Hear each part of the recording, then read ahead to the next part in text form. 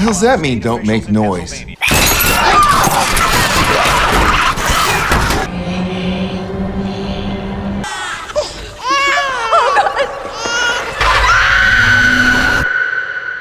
Welcome to Screen Recaps, and today we are going to be recapping the movie, The Silence. A team of cave explorers chisels away at a section of a cave in Pennsylvania. As they delve deeper into the cave, they stumble upon a vast and deserted chamber hidden within. They promptly relay their discovery to the surface team. However, suddenly a swarm of unidentified bat-like creatures viciously attacks the researchers. They then soar out of the cave and head towards the loudest area nearby. Allie, a teenage girl, loses her hearing due to a car accident. While she walks down the street, engrossed in her tablet, a group of boys taunt her from behind using sign language. Allie is aware of this because she has swiftly adapted to her deafness and is highly attuned to her surroundings. Nonetheless, she chooses to disregard their taunts. Allie's father, Hugh, and his friend Glenn both work as engineers. During their meeting, Hugh receives a call from his wife, Kelly, who informs him about Allie being teased by some boys at school. This incident highlights Allie's parents' concern for her well-being. Allie resides in Montclair, New Jersey, with her parents, her grandmother, Lynn, who is battling terminal lung cancer, her younger brother, Jude, and their beloved pet dog. One day, Allie is walking home from school when suddenly her friend, Rob, playfully covers her eyes from behind. Rob assures her that one day he plans to buy a car so he can pick up Allie every day. They walk home while holding hands, and it's clear that Rob has a fondness for Allie. When she arrives home, she explains to her mom why she's running late, and Kelly starts to suspect that Allie and Rob might be dating. Allie notices her dog suddenly barking outside and gets a feeling that something isn't quite right. Later that evening after dinner, she discovers her grandmother smoking in the backyard. Lynn pleads with her not to inform her mom about it, and Allie agrees to keep it a secret. On her way to her room, she overhears her parents arguing about the incident that happened to Allie 3 years ago. She then decides to lie down in her bed and watch some news on her tablet. Hugh enters her room and expresses concern about her life, especially regarding Rob, and asks if he's a good guy. At 3 o'clock in the morning, her mother wakes Allie up, and she heads into the living room to find her entire family, including Glenn, gathered around the TV watching the news. The news report states that an outbreak of unidentified creatures has occurred in the cities of Pittsburgh and Philadelphia. The peculiar creatures are known as VESP, and they are easily agitated by loud noises. The U.S. government declares a state of emergency and advises people to remain indoors and maintain silence. A sudden loud noise startles everyone, and they spot several fighter jets in the sky. Allie suggests they head to the countryside, which is typically quieter. They all agree, and Glenn decides to join them, bringing his firearm along. They eventually depart in 2 cars. Meanwhile, Allie has a video call with Rob as they leave the city. They both commit to staying in touch until the outbreak subsides. After a while, they stop at a gas station to gather essential supplies. Allie takes her dog outside for a bathroom break, and it unexpectedly starts barking at a man holding a shotgun.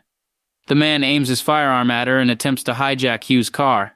Just as Hugh is about to hand over the keys, Glenn manages to shoot the man in the leg, and they quickly drive away from the gas station. The next day, they encounter an enormous traffic jam, blocking all the highways. Glenn decides to alter their route, leading them off-road. Suddenly, a herd of deer darts across Glenn's path, forcing him to tumble down the embankment. He survives but gets stuck inside the car. Hugh initially attempts to assist him, but Glenn insists Hugh leave him behind and keep moving to stay safe from the creatures.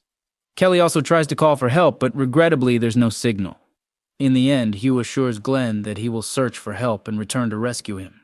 Upon the family's return to their car, their dog suddenly barks again, drawing the creatures' attention towards their vehicle.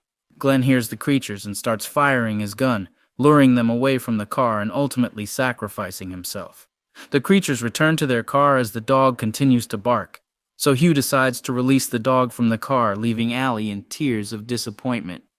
After waiting for a while, Hugh informs them that he needs to attempt something and exits the car. Unexpectedly, Lynn starts coughing, attracting one of the creatures back to the car. Hugh then carefully picks up an object and throws it to distract the creature. He realizes that the creatures cannot see, and Allie suggests that they understand sign language, allowing them to survive without making noise. Unable to use their vehicle due to the noise it generates, Hugh requests Lynn's lighter and quietly approaches Glenn's car. He sets the car on fire as a diversion, enabling the family to quickly exit the car and venture into the woods in search of shelter for the night. They discover a house enclosed by a tall fence with a locked gate. They attempt to open the door but accidentally make a sound when they interact with the bell on the locked door. The homeowner, unaware of the situation, emerges and speaks loudly, attracting the creatures who attack her mercilessly. Soon they locate a storm drain to access the house. Q crawls through the storm drain first and signals for the rest to follow when he reaches the front of the house. The others begin to crawl through when suddenly a large snake startles Jude, causing him to scream uncontrollably. This commotion attracts the creatures and they bite Kelly's leg. Hugh quickly distracts the creatures by activating a wood chipper, crushing the creatures that fly into it. Finally, the family safely enters the house. Later that night, they tend to Kelly's wound, and Allie attempts to contact Rob, who informs her that his parents are deceased. She learns that religious cults have emerged after the disaster. She also instructs Rob to come to their location, but the call abruptly disconnects. The next morning, Kelly's wound is getting worse and sickened, so Hugh and Allie depart to find antibiotics for her. They reach the city with no one in sight. They locate a pharmacy as an unfamiliar man observes them from a distance. Inside the store, Hugh gathers the medical supplies and Allie comes across the repulsive vest sacks growing on various surfaces. Suddenly, the creatures enter the store, drawn by Allie's startled voice. Hugh devises a plan to divert the creatures by activating a fire sprinkler, allowing them to escape from the store with Ali. Upon exiting, the unfamiliar man approaches them and introduces himself as a reverend.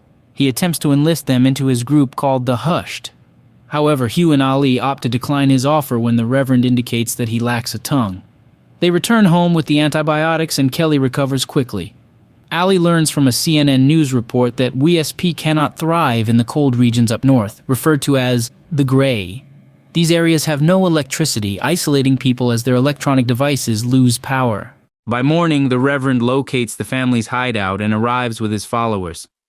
He once again implores Hugh to join their group, but Hugh declines and insists they leave. The tongueless Reverend then writes, "The girl is fertile," referring to Ali. Enraged, Hugh brandishes his firearm, compelling the cultists to depart. In the evening, Rob informs Ali that he's heading north to the refuge, but the internet connection abruptly cuts off. Thunder rumbles as the entire family drifts to sleep. Hugh and Ali are suddenly awakened by a creaking noise from outside their house. They discover a frightened little girl at the door. After welcoming her inside, they realize that the girl has no tongue and is a member of the tongueless cult. To their surprise, they find the little girl concealing several phones within her clothing, and it turns out that some phones have already been placed around the house by the cult. The phones start ringing simultaneously, attracting the creatures to attack their house. They eventually manage to toss the phones into the water, stopping them from ringing. However, the cult members break into the house and abduct Ali, while the others are preoccupied with the creatures. Lynn, witnessing Ali's abduction, pursues them in an attempt to rescue her. She confronts Ali's captors at great risk to herself. Alice shouts, inadvertently drawing the Vesps toward her and the captors while Ali makes her escape. Unfortunately, one of the cult members seizes Ali, holding a knife to her throat as a hostage.